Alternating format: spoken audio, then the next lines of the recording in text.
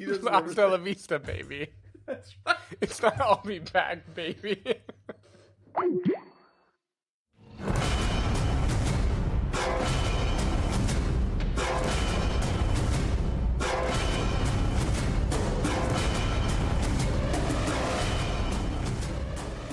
Hello, everybody, and welcome to the Spoiler Warning Podcast. This is review number 578 with a review of Terminator Dark Fate. I'm Christopher Schnese. And I'm Stephen Miller. And if you're joining us for the first time, the Spoiler Warning Podcast is a weekly film review program. Each week in the show, we're going to dive in, debate, discuss, and argue over the latest film releases coming to a theater near you. This week, we are talking about the latest in the Terminator film franchise.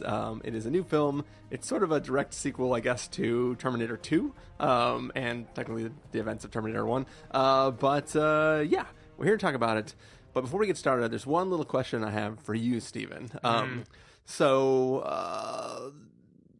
getting ready to go see a film tomorrow night that involves de-aging. Yep. There has been de-aging in a bunch of the Marvel films. There's definitely a small scene in this film that involves de-aging. Mm-hmm.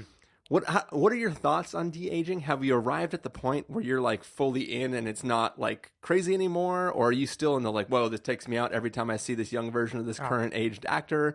Like, what are your thoughts on de-aging? It's a good question. I think I'm okay with de-aging if it is done in a short period of time. If I'm not expected to have a dramatic connection with the character being de-aged, then I'm cool with it. If it's literally to be just a flashback and not like de-deading a character or showing a younger character for the entire film. Like in this movie, for instance, I didn't even think about the fact that it was de-aged until after the movie when I was like, oh yeah, wow, that was pretty good. Like they did a good job of that. Yeah. But I think if I were asked to emote, like feel on behalf of that character, then I would hold it to a much higher standard. But I think for at least for bringing back someone of a bygone time for like a short flashback, I'm totally fine with it now. Yeah. We will find out tomorrow night to what extent am I fine with it over the course of a 3.5 hour movie. Before I say my piece about this, so we are seeing The Irishman tomorrow night, and that is a film that involves de-aging, but it still weirds me out because it's not all the way de-aging, right? It's just like a decade de-aging. It feels like they're still old. Yeah. They're just not as old. And it's like, I'm sure it'll be fine in the film, but knowing nothing about the film except for the first teaser for The Irishman, or I guess technically the second teaser since the first one was just a bullet falling. I haven't actually watched it. I actually haven't seen any clip from The Irishman as far as I know. I feel like, unless I'm crazy, it's like they're all being de-aged to like still our parents' age, which just seems like a funny concept to me. Yep. That is funny. Like I liked in Captain Marvel, I liked the de-aging there because it felt like subtle enough that it didn't bother me. Yeah. So maybe this idea of like de-aging someone to being an old person from 15 years ago, like I can live with that. And also neither of us has seen Gemini Man, so that would be another good test to see this situation. But yeah. I'm waiting for it to come out in 120 frames per second iTunes. But yeah, so for me, I'm now on board with I honestly, I was on board with de-aging for a while. I think it's been used successfully, like even seeing like young Tony Stark in whichever Avengers film that was, or Iron Man film, which I forget what it is. Was it a Spider-Man film? I don't know. I don't remember. One of the films had him in it, de-aged. But I think it's being used in a nice way because it's moments when your only other we've all hated seeing in movies like really, really bad age makeup, and I feel like this de-aging has gotten good enough to the point where like, yeah, go ahead and throw a little flashback that shows his memory. You don't have to shoot somebody like a stunt person from behind so you can't see the face. Go ahead and spend the budget to have like 30 seconds of this young person in this shot. I like where it's going now, and it doesn't feel creepy anymore to me. So can they age properly with CG? Because I feel like even this Terminator movie has made me question whether they know how to do that or not. Was anybody aged in this? Yep. There is a flash forward that takes place. I mean... And the person looks the same fucking age. No, exactly. Like, I don't think they were... I think they tried and failed. I don't think they were digitally aging them. I think they just gave them a different hairstyle. Okay. I feel like I've seen so much technology, and I get that de-aging is a harder problem because you do not add to... For the most part, you don't add to someone to make them younger. You subtract, right? I don't know how it works. Like wrinkles, you have to de-wrinkle, right? Yeah. But I feel like I've still not seen a movie where a person was compellingly made to look much older than they really are via CG that looked correct. Yeah. Like maybe that would be a spoiler to even say. Yeah, I don't think I've seen it. All right. Well, that isn't settled yet until we see the film. That is. What about like it's like a reverse Benjamin Button, just normal life? Yeah. But a film that watches an entire life of a person where they just age in real time, or not real time, but movie time. Yeah, I feel like normally in those movies they use just like heavy makeup for the aging part, and you just buy into it, but it doesn't look right. You just kind of agree with it. Like, okay, sure. Yeah. That's a 35-year-old with makeup on.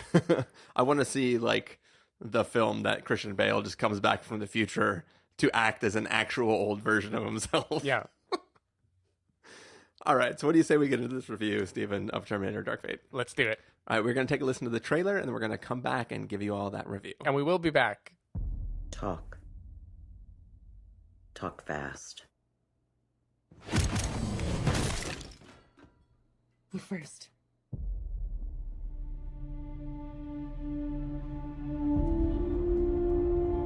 My name is Sarah Connor. August 29, 1997. It was supposed to be Judgment Day. But I changed the future. Saved 3 billion lives. Enough of a resume for you? No. You may have changed the future, but you didn't change our fate.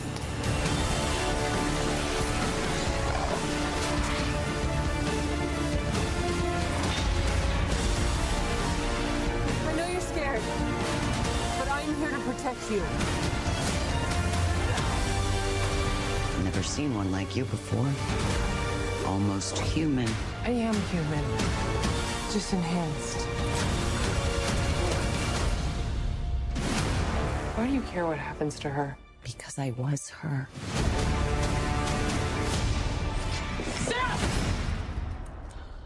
I can see you're very upset. I'm going to help you protect the girl. Nobody else is gonna die because of me! If you don't make it, everybody dies. Expect a big pain, brother. The whole body's a weapon. Sorry.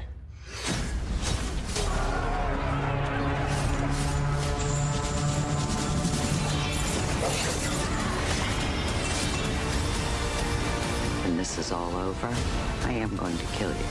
I understand.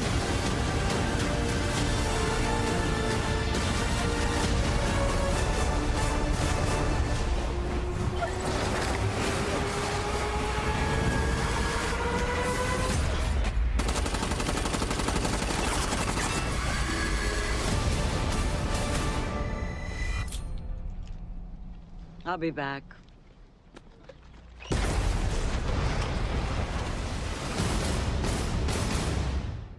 All right, so that was the trailer for Terminator Dark Fate. As we said, it's the latest film in the Terminator franchise. Basically, a long time ago, these machines rose up, and then they were sent back in time to try to kill this man, John Connor, who was going to grow up to be the leader of the Resistance. Or first they were going to kill the mother, and then the kid, and then blah, blah, blah, blah. But anyways, so that whole fate, which I guess was the light fate, had been... diverted, stopped from happening, and everything seemed all hunky-dory until modern day when another new, more advanced Terminator has come back in time to kill a new person, not anybody in the Connor line, but this new character who we've been introduced to for the first time. And alongside of that traveling back in time, there has also been sent not a good Terminator, but a good human who has been enhanced cybernetically, who is there to try to fight off the bad Terminator who's trying to come kill these people. Yep. The Rev 9. The Rev 9, which I assume came after Sequel to the Revenant. after 8 other Revs.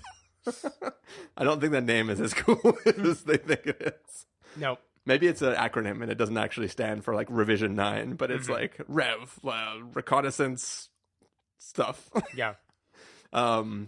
Stephen Miller, what did you think of Terminator Dark Fate? So when Terminator Dark Fate started, I was trying to put my finger on like what did it remind me of, and I Terminator 2 Judgment Day. No, it reminded me of the new Halloween movie, and the idea. It does a lot. Yeah, because like the idea is like Michael Myers. What does he represent? Right, he's this kind of persistent, unstoppable force of evil that just keeps coming and coming and fucking coming. Right. And like Halloween was all about like the exasperation of Jamie Lee Curtis. She's like, I've dedicated my whole life to this thing. I'm going to stop it. I'm not even going to have joy in stopping it anymore. I'm just like a war-torn, whatever. I'm like a rugged person who just like my life is now this stupid thing that I have to keep killing. Yeah. And I feel like that is Linda Hamilton in this movie. Is like we have a villain who is not interesting at all. Like I'm going to put my cards on the table. I think this villain fucking sucks. This villain is the Terminator 2 villain with almost nothing new added, except there's it's the Terminator there's like 1... another half of him that comes out occasionally. It's the Terminator 1 villain and the Terminator 2 villain in one, Steven. Yeah, sure. Never in the history of the Terminator franchise have you had two different types of Terminators in one Terminator. Sure. How could you not think that's awesome? Yeah, okay, whatever. He's a merged conflict between Rev 8 and Rev 9, I guess. But there's just something about, like, it is the same guy as Terminator 2, right? He's, like, somewhat liquid. You try to shoot... He runs funny. Yeah, he runs funny. He has a stoic look on his face. You try to shoot him, and he just, like, glorbs around it. You think you killed him, and he always comes back stronger. And I think what got me about this movie, because the Halloween movie, I kind of, like, I had fun with it. I enjoyed it. I don't feel like this movie is having any fun. And maybe it's just that I was not in a good mood watching it, but I did not feel any joy. Like, the moment this movie started, the Terminator has come down. I know what he's going to do. I know who he's going to fight. I was immediately like, okay, all right, give me the chase scene. Okay, cool. She's going to discover that all right, great. You're on your mission. Oh, he's coming back. Okay, fine. It just felt so, like, perfunctory and rote and, like, completely lifeless to me. Like, I had almost no moment of even, like, vaguely enjoying this movie. I did enjoy when Linda Hamilton first shows up. There was some fun of that. Just the fact, right? Like, the time of watching time have passed between Terminator 2 and now. Like, there's some joy in watching that character be back in this universe. When Arnold shows up, I also, like, enjoyed that a little bit. But I feel like the plot of this movie doesn't matter at all. The arc that Danny, the main character, goes on, we all knew the ending like 10 minutes into this movie, but they play it out as if we could have never imagined it till the very end. Yeah. You know, every character's dialogue, I feel like, is so flat and shitty and completely boring.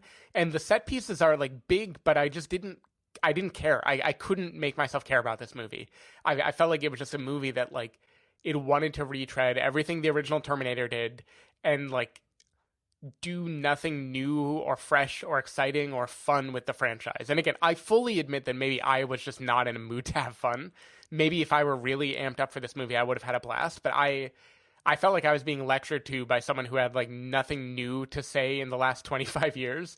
And it just was a bummer to me. I did not have fun with this movie. I felt like it shoehorned in politics in a way that I thought was, like, not earned and not well deserved. Like, someone's being replaced by automation in the beginning, but also we get some Eagle Eye bullshit about, like, phones and how data is everywhere. And oh my God, what if the Terminator has data?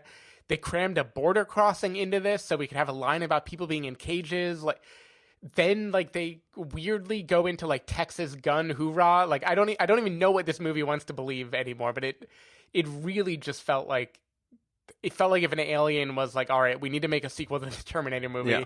Let's take every piece of T2 and just, like, reorchestrate it in a way that feels 2019.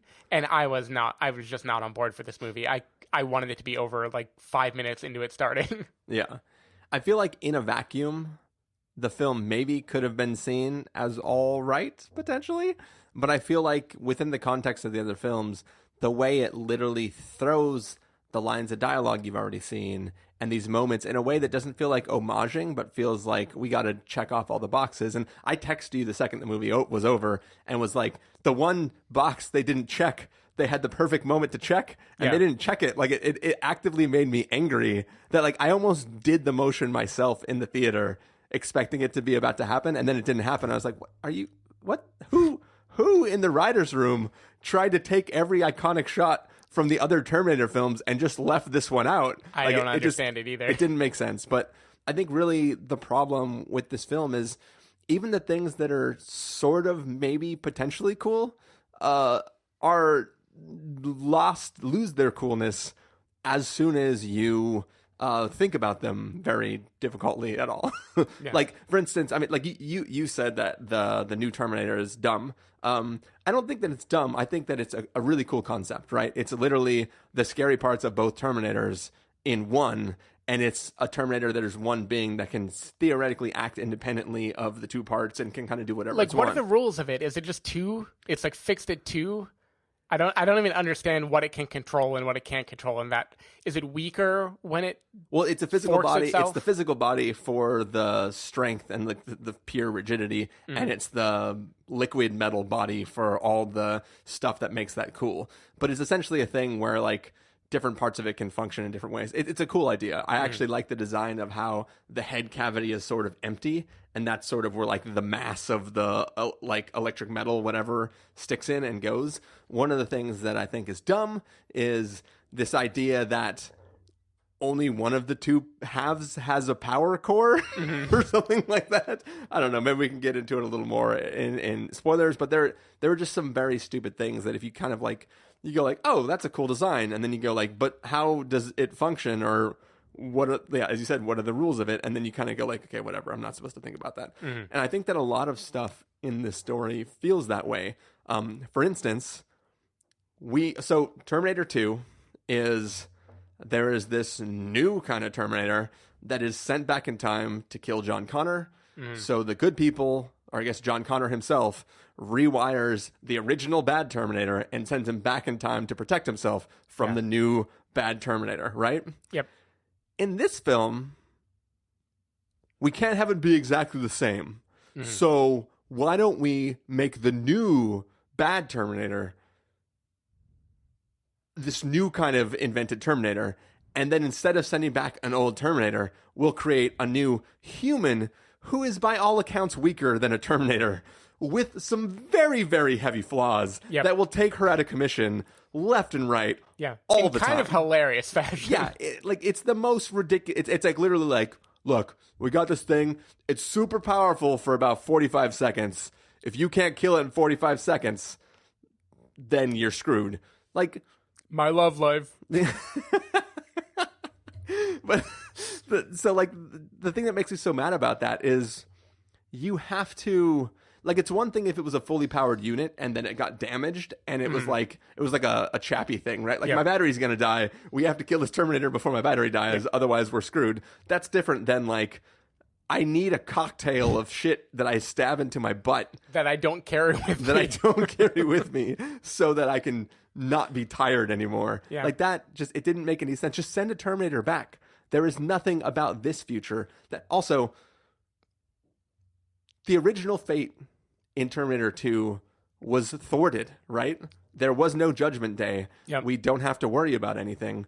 The whole conceit of this film is that even though Skynet never happened, this new company called Legion, or this new thing called Legion, which was a cyber thing, cybersecurity AI spawned all these machines. But then that cybersecurity AI was like, you know what?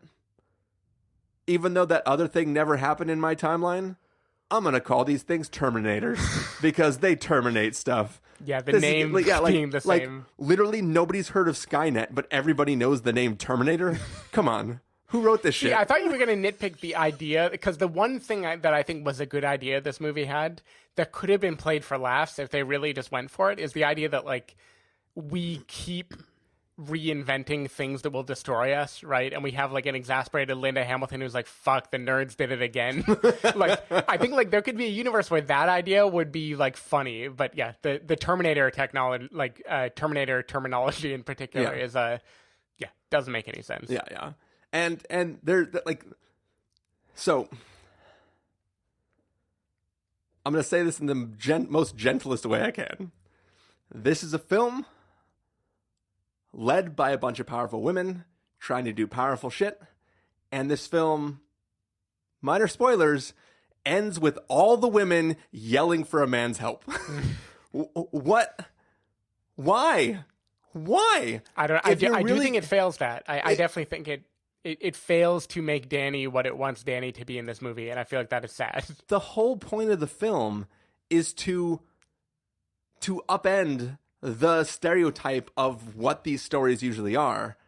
And still at the end, it comes back to all three of these women yelling for a man to help in the final moments. And I just don't understand why you would bother trying to write this story in this way, even going so far as to have, Arnold making jokes about what it means to be a man. Like, this is a lot of work to put in to then just fucking blow the dismount at the end of the thing. It just, I couldn't believe it. Like, I was like, I'm not the only one watching this, right? Like, this is fucking ridiculous. Yeah, I feel like the ending is just particularly weak in so many ways. Like, we can talk in a brief spoilers, I guess, about some of them, but like, it's like really slow rolling a reveal that, again, I get that I like to predict where movies are going, and I see things as like telegraphed that maybe everyone doesn't think is telegraphed. I feel like everybody was on board for the major reveal of this movie, like at the beginning of the movie, right? Like, I feel like the movie was telegraphing it hardcore the whole time. I knew that was coming before I even watched it in the theater. Yeah. I had heard about it. So I cannot compute whether I would have been like misdirected the whole time, but within the context of already knowing it, it doesn't even feel like okay, here's another thing. This is what makes me most mad about that. This is the thing that I complain about in movies all the time, where characters fucking withhold information from the rest of the group that we, the audience, already know, and all they're doing is hurting the situation these people in. Like, to compare it to something in Game of Thrones, in one of the later seasons of Game of Thrones, Jon is about to go do some big stupid fucking battle, which he knows he probably shouldn't. He's going to get a lot of people killed, and Sansa knows that Littlefinger's army's coming, and instead of going like, Jon, maybe hold off like 15 minutes, I hear hooves across the hills, we're going to have some help soon. She's like, I'm just going to stand here and wait and see what happens. Yeah. And it's like, all you had to do was open your mouth. Just open your mouth and explain how you know a character. Mm-hmm. That's all you have to do. Yeah. And I just feel like the fact that like Linda Hamilton is giving this speech about like, oh, we're reduced to just this and that. And then like all frickin' Mackenzie Davis has to do is say like, oh, funny story, blah, and then it's done. Like, then everybody knows what they need to know, and we can carry on with the story and then build our kill box and all that stuff. Yeah, and that partly goes back to the dialogue, where I feel like everyone here, Mackenzie Davis I incepted you with my stutter. Mackenzie Davis, like, very much included. Their dialogue is so awkward and stilted in this movie. It really feels like they're not trying to make any forward momentum. They're not trying to make us believe in the character as people. They're not trying to make us believe in their revelations as carrying any weight. It just feels like a bunch of quips and vague, like, I'm here to protect you. Follow me. We have to keep moving. End of conversation. Like, there's nowhere here where I felt the weight of Mackenzie Davis's, her character in the future, what it means to her, what her relationship might be with the current task. Like, and I don't blame her. I feel like her character is just told to be like completely stoic and emotionless and very, very, very boring. And I just thought the whole dynamic in this movie was like lifeless.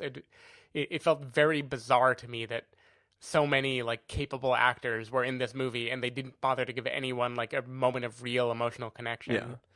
But I will say, though, I do think Linda Hamilton is great in this. I think she's doing a good job. And I think she's the only one that sells me on her really thinking the world's fucked up and being angry at the world. And, like, her interaction with Arnold and her interaction with even Mackenzie Davis and the other girl. Like, she feels real and a person who has been through some shit. And a person who has spent the last many years of her life just indeterminately hunting down Terminators. And I think she's great. Like she is in the movie she wants to be in, and I think everyone else is sort of sleepwalking through her experience and not putting in the effort or really putting in the. I mean, charm isn't quite the right word, but I did feel Linda Hamilton. There's a scene where she's just sitting on a log and sort of doing like the sad Keanu thing. Yeah. And like I felt it. I felt it. Like, see, I think she does well in the movie with what she is given, but I feel like the movie plays her almost as a punchline, where she is the crotchety is not the right word, but she is the person who comes in who is just like the wet blanket on everything, and she's the like, I've seen this all before. What do you want? And I feel like the way the other members of the cast play around her turns her into being like a stock character almost, where she's like the like eternally pessimistic, eternally like, I've been here before, I've seen this, I know everything you're going to tell me. And the fact that like we know that she's wrong about some things, but she just gets to monologue without anybody contradicting her, like, I don't know, like I liked seeing her in this movie again. I think that is like one of the best parts about the movie is that they got her to come back for it. But I still feel like that character is not supported properly by other members of the cast. yeah, that's true, but it's also because the other members of the cast don't know her, right? Like she is the outsider in this crew. We're in the home of one person. The other girl is from a different future that didn't happen for Linda Hamilton's character, and then she is just like, no, I know what's going on. Yeah, I just. So without spoilers, did your plot hole seeking brain explode thinking about Arnold in this movie? Yeah, like just his existence. Yeah, like his existence, his facial hair. Don't he learned to be human? I willed myself to beard. But no, I mean, like there's a line in. I'm pretty sure the skin on the outside of Terminators is supposed to be like real-ish or something that's made to function more like humans. I mean, they all. Like Sam Worthington's character in Salvation, he had like stubble and shit, right? Like I think that they are meant to, on the outside, be able to mimic all of the stuff that humans do physically with their whole bodies. I think too that he was sent on a mission, and that mission that he was trying to fulfill. You know, he was sent to a time that prevented his future from existing, so he was never supposed to function for that long. So I can envision in my head a way where he was diverting essential weaponized subsystems to only work towards skin, aging and facial hair growth and stuff like that. I don't know. I was fine with it in concept. I didn't. Again, I was just so off board the movie already by the time he showed up.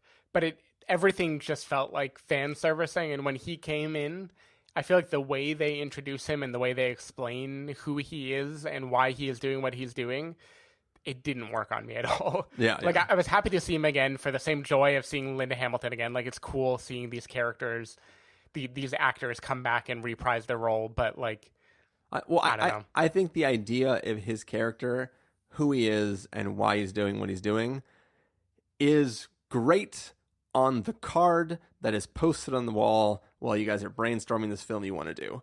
Him delivering the exposition to explain it comes off as a joke. Yeah. It doesn't help that he's joking while he's telling the story. And the fact that, like, he has become more robotic. The human being, Arnold Schwarzenegger, has become more robotic as he has aged. Like, he moves more stiffly. His delivery is more stiff. Yeah. It just, it something like it was like an idea that as a bullet in your outline is kind of cool, and you could do your own whole story just on that. But I think just the execution was so off that it kind of diminishes the sort of gravity of what you're trying to experience there. Yeah, for me, like, he really, and I'm happy for his presence, but the movie after he is in it really just feels like paint by numbers for me. Like, it really just felt like, all right, the gang is back again. let's get ready. Let's throw a few like really, really like softballs of like crowd pleasing re-quoting of like earlier catchphrases at everybody, and like he has the worst reprise. He says, "I won't be back." Yeah, he says, "I told them I won't be back," which is the dumbest. Yeah, like, and it's only there because it's his catchphrase. Like the worst joke delivery in this whole movie. I don't care about spoiling this part. There was a moment, and this is how like in tune with this movie and hating this movie I was at the same time, where so he won't be back, and then they're like, we're gonna need some weapons, and he's like, follow me, and right then in my brain I'm like, they're gonna go to a room, there's gonna be lots of guns, he's gonna make a joke about Texas, that's gonna happen. I know this is gonna happen. Just fucking do it already. And the movie takes like 6 fucking minutes to get to the joke where he's like, see all these guns? I wanted to protect my family. In case the humans rise up. Also, beyond Texas. It's like, Jesus fucking Christ, movie, what are you doing? I like how your Schwarzenegger is halfway between Schwarzenegger and Matt Damon. Arnold Schwarzenegger. But that joke was like just epitomized to me how like drawn out obvious plot points were going to be with like no life in them at all. There was something around this time that I genuinely laughed at because it was so ridiculous, and I don't remember what it was exactly, but maybe it was the when he talks about the physicality of his relationship. I mean, when he said this is Texas, my audience roared laughing, and I was like, wait, you didn't see that coming already? Yeah. What did you think the joke? He already said Texas like 8 times when you met him. Like, you know this is coming. Yeah. But yeah, I don't know. Should we get into some real honest-to-God spoilers? Sure. All right. Well, let's start by giving people our official verdicts for this film. Stephen Miller, if you're going to give this a must-see, recommend with a caveat, wait for rental, pass with a caveat, or a must-avoid, what would you give it? I'm going must-avoid. I just found this to be a completely unfun journey, and I was sad I went on it. I'm going to give it a pass with a caveat. I didn't hate it as much as you did. I just didn't think it was very great.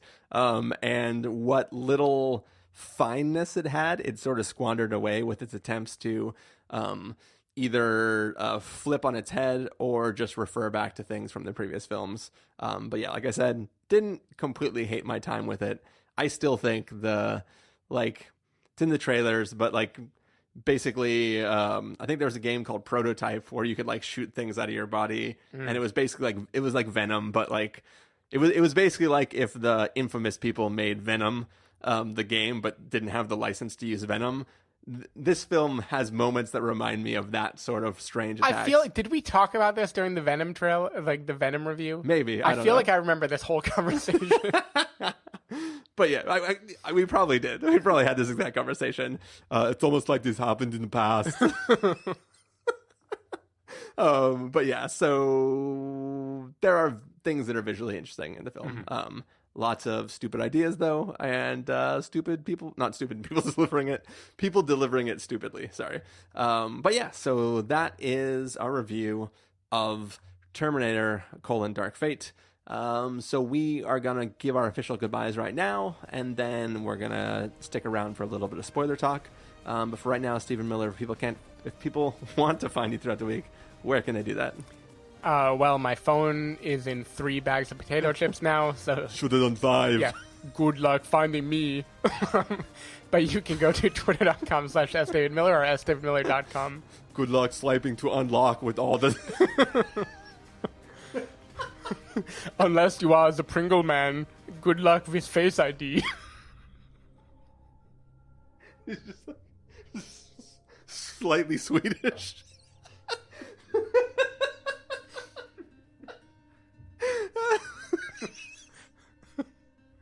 Hello, Herr Pringle. Is this your telephone? Well, people can find me at ChristopherInRealLife.com or Twitter.com/ChristopherIRL. You can find the podcast over at thespoilerwarning.com, where you can get a bunch of the back episodes of the show. If you want to subscribe to the podcast, you can do so on Overcast, Stitcher, Apple Podcasts, or wherever podcasts are found. If you want to know when the episodes go live, you can follow us at Twitter.com/SpoilerWarning, Facebook.com/TheSpoilerWarning, or Instagram.com/TheSpoilerWarning. If you want to get a hold of us directly, you can send an email to fans@thespoilerwarning.com, or you can use the contact form on our site. Music for this episode will come from the soundtrack to Terminator Dark Fate that's playing right now. We are going to take off for a quick second. That music's going to fade up, and when the music fades out, you will be in Judgment Day, where we take on this little film and try to rip it to shreds. Yep.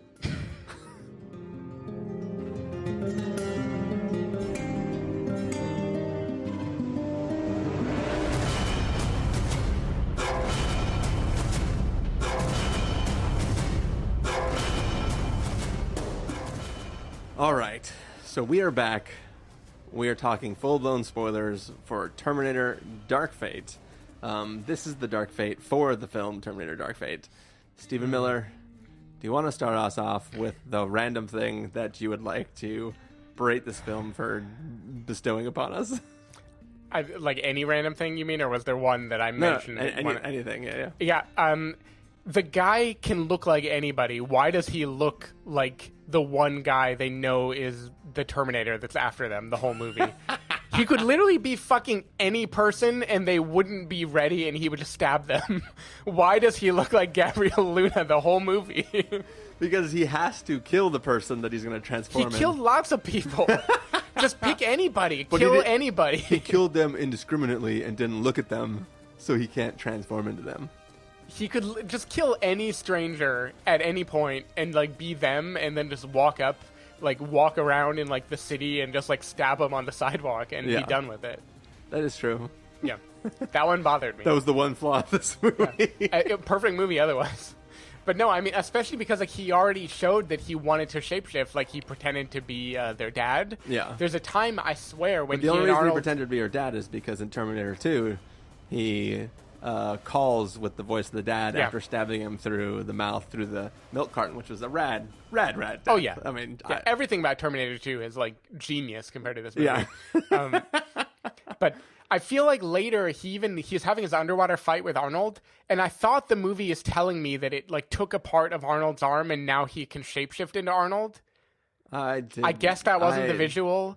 I felt like he took Arnold's hand and then he moved in a way that made it seem like he was shifting. Steven, I know you're trying to be angry at the movie, but I'm angry at you for thinking that a liquid metal dude can't just shapeshift into looking like a liquid metal dude. Well, apparently he can't. I don't know his rules. Nobody knows his rules. All I know is he looks like the guy that they just see from a mile away and are like, oh no, that's the Terminator. We better run. Time travel, I know, never makes sense in the Terminator movies. Yeah. This movie, because it hammers home the idea that Linda Hamilton has been, like, stopping Terminators this whole time, I really don't understand time travel anymore. Like, so why don't they send 2 Terminators?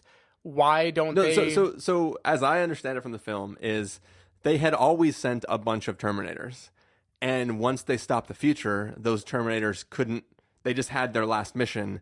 And they just lived their entire life trying to carry out that last mission. Right. Which is why eventually the Arnold we meet, who is different than the Arnold who was destroyed previously, actually succeeds in killing John Connor.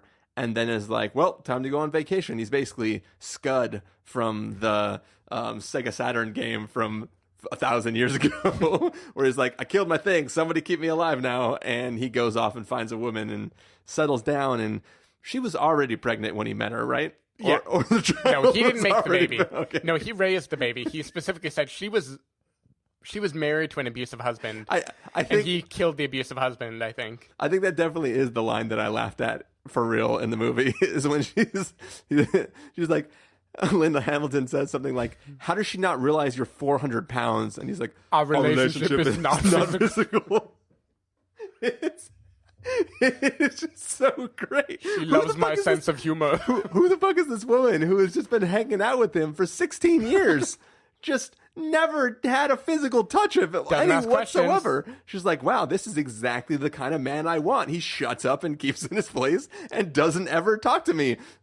Yeah. Like, It just seems crazy to me that like this woman has just been in love with this guy and has never had any contact with him this entire time and doesn't ever go in his shed where he keeps his Texas guns. Nope, all his Texas guns. And the thing is, I know I don't have a problem with that, of like the many Terminators that were sent that now fulfilled their mission or whatever. Yeah. There's this meta narrative that every few years Linda Hamilton is tasked with destroying another Terminator that comes back. Oh, okay. So you're talking about specifically... There are all these different futures that she's preventing from happening. No. So she's not... that future is still theoretically... I don't think she's killing the Terminator that's getting sent back. But I think that, like, she hasn't stopped this one event, right? Like, it's... Like, oh, you think they're all this Rev 9 type thing being sent back in different times? I think that they have continually been sending these robots periodically. So like in Genesis with Jason Clarke, like I'm pretty sure in that film they were continually sending people back until like the future got changed, right? So I think that like there is I don't think that every time that she's done that, this like it's all these different fates that have been changed. I just think that they keep getting sent back and they keep getting killed, and I don't know it. But like I was fine with this idea that like when somebody is sent back, it sends the shockwave beforehand that Arnold is like picking up and then registering the coordinates and the time of when the actual teleportation is going to take place, and then he's sending that to her.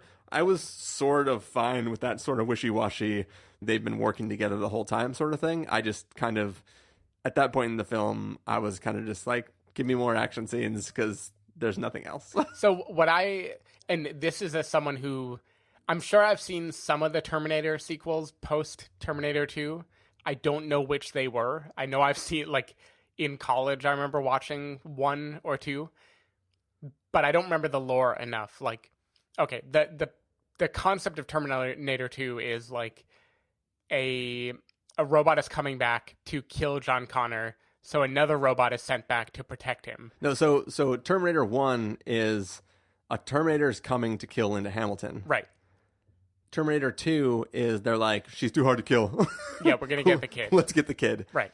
So in the future, John Connor reprograms the original Terminator, sends it back in time to kill the T-1000. Right. And they start fighting. But I believe that in the end, both get destroyed except for Arnold's hand. Right. Which is, I guess, maybe another reference to when the machine rips off the end of his hand in this one. I don't know. But the whole thing is, the whole shocking reveal is that Skynet, the company that created Skynet, finds the hand and uses that as the basis for designing that model of robot, which then brings about. So it's like, in trying to stop it, they created that future. Well, because I wanted to say in particular that why not, if you're playing with time travel, go back and stop Skynet from existing intentionally rather than like on accident in the periphery while you protect one character in a past that doesn't exist yet from another person altering the past. Well, I think that is the transition that happens in that film. That like they're like, oh shit, this is going to keep happening. What if we just stop Skynet? And then they go for that. Yeah. But in trying to stop Skynet, they give Skynet the technology. It just seemed, and because this movie made me think of that too, where it's like, Legion, why aren't you with your time travel powers just like going back and stopping Legion from existing? Yeah. Why are you just going back to protect this like girl that will become the hero, and we know she's going to become the hero from like the beginning of the movie? Like, why is this fight only happening here? I get for parallelism why it's happening, but like this movie just begged the question so many times, I felt like, because the way they talk about the inevitable future sounds like they don't live in a time where time travel exists. The dark fate, as you might call it. Yeah. But see, the real thing that's going to burst your noodle or whatever the line is. Oh, my noodle, shit. Crisp your cookie, break your cookie, crumble your cookie? What's the line from The Matrix? I don't know. But the real thing to think about is, would she have become the one if she hadn't got all this training from all these people? If Diego hadn't been killed in that truck? I don't know. I don't have a good answer. Explosion. I am one of the one people that actually likes in one of these sequels. I wouldn't even call it a retcon, because it's just coming up with an explanation for something that we haven't really had an explanation. Nothing has changed. It's just like a little extra bit of insight. But essentially, the reason John Connor becomes the leader of the Resistance is because he was told, get to this bunker and you will be able to get help. And he gets to the bunker. It's completely empty. He gets on this intercom, and it turns out that all the other resistance fighters in the universe were told that this one radio frequency will be the help that you all need. So when he's like, hello, is anybody out there? He's essentially now the leader of the resistance. Like, I actually thought that was like, it was kind of cool that it was like, oh, you aren't even close to qualified, and nothing about you is special. You just happen to literally be the right place at the right time. I thought that was fun. I kept thinking about a thing that I think it was in David Ehrlich's review or something, what he said, because he hated this movie and I agreed with him, is that the way the movie portrays the revelation that Danny is not just the mother of the chosen one, but is herself the chosen one, it feels like a movie that doesn't know that we've had female heroes in the last 2 decades. Yeah. Like, it thinks it's like so brave and subversive for doing it that our minds are going to be blown, and that it's going to make us forget that her only defining characteristics are that she's a woman and she's Mexican. Well, so that's the thing that was like, I was complaining about this in the non-spoiler segment, is at that moment in time, I had known this before I sat down to see the movie. I'd heard it on Fighting in the War Room when they just kind of like threw that out because they were going to not spoil it, and they're like, fuck it, and they just went into it and they were talking about it. And so I knew this was coming in, and in the scene where she's like, they just reduced you to just a womb to bring forth the savior of the human race, gar, and she's like getting all mad, and I was like, oh, this is where Mackenzie Davis is going to tell her, and I was like, this is a short amount of time to spend, like, I was just like, they're just going to throw it out there and like usurped it right there. And and then all of a sudden she didn't say it. I'm like, why aren't you saying it? And she even has a thing where she's like, I won't tell you how I know this girl or something like that. And I'm like, why are you withholding this information? Like, this does not benefit you in any way. You already know as much or as little as you need to trust Linda Hamilton. Why do you need to withhold information that can just help the party? That's all you have to do. Yeah. Like, I just don't understand it. Yeah, it doesn't make any sense. I also, thinking about Mackenzie Davis and her decisions in this movie, there's a decision at the end of the movie where she decides to give her life, basically. She's maybe dying already, but, you know, she literally sacrifices herself. So it's her like the power... bookend of when she was first destroyed, trying to carry her into the bunker. Sure. And then she's like, I volunteer as tribute. Yeah, so she decides to give her power source. So, you know, it's fine. It's the end of a movie. Of course, Danny cries because of that. I hate when a movie doesn't balance its emotions with other emotional events that we've seen in the movie. Namely, like, Danny lost her brother. And her dad. Yeah, her brother and her dad. And they got way less of an emotional reckoning than the cyborg that she spent 3 days with. Yeah. And it wouldn't actually be a problem if I liked the movie, but because I didn't like the movie, then I just, like, that part, I was like, okay, fine, fucking cry in slow motion. Yeah. Also, they're trying to find an EMP so they can set it off so it'll fry all the circuits of this thing. First of all, that would have also fried all the circuits of Mackenzie Davis. Sure, like, yeah, so she's gone. There's never a point in dead. time where she's worried about setting off the EMP. So why is she worried about pulling out her power source? Second of all, I've already talked about how I think the design of sending a human that still needs insulin and a bunch of stuff back, like, I don't care if you're cybernetically augmented. If you can't function for more than 45 seconds, then you're useless to me. Don't send this person back in time. Why would they not just put a human brain in? Like, we've already had Terminator Salvation where machines thought they were human. We have this. Canonically, like, we haven't. Yeah, canonically, we have this. You can have a humanoid thing that thinks it has a human brain and behaves good. You don't, just because you didn't want to reprogram a Terminator to send back doesn't mean you have to have a human with its augmented instead of just a Terminator with a human brain. Just augment it with insulin. I feel like that would solve all your problems. And that's the whole thing. In Salvation, they were abducting humans and inserting machine parts into them to make them augmented. Yeah, we can make machine people, but they all have diabetes. We can make machine people, but we can't make people machines. It doesn't make sense.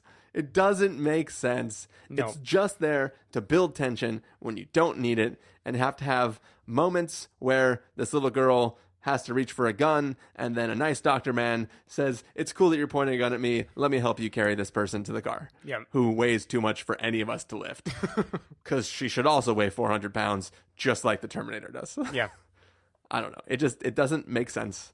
Doesn't make sense. Yeah. None of it makes sense. Which brings me to the first rant I went on the episode. This is a story about 3 powerful women doing powerful things, and at the end of the film, friggin' Mackenzie Davis is going through withdrawal. She can't help.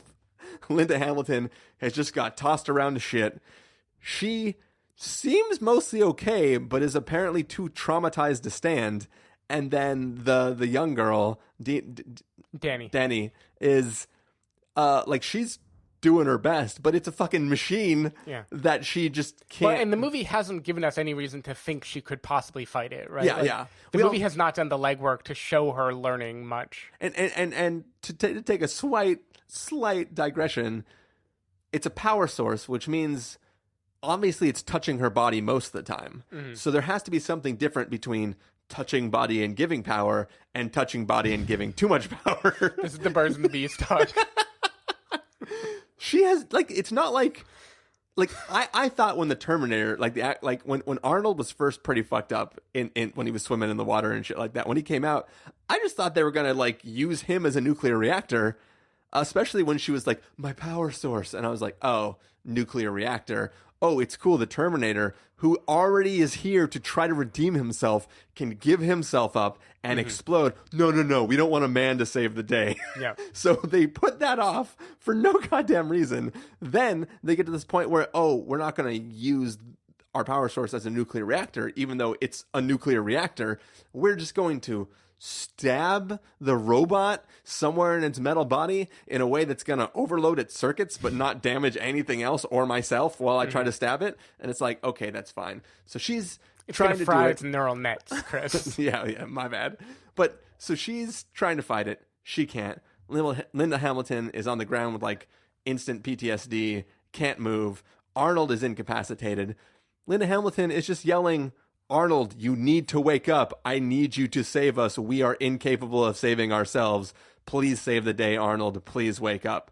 And it's like, nobody just... It was in Arnold's contract. Like, he needed to save the day in the end. It's like his version of Fast and Furious Yeah, contract. exactly. Like, I cannot lose a fight. Family.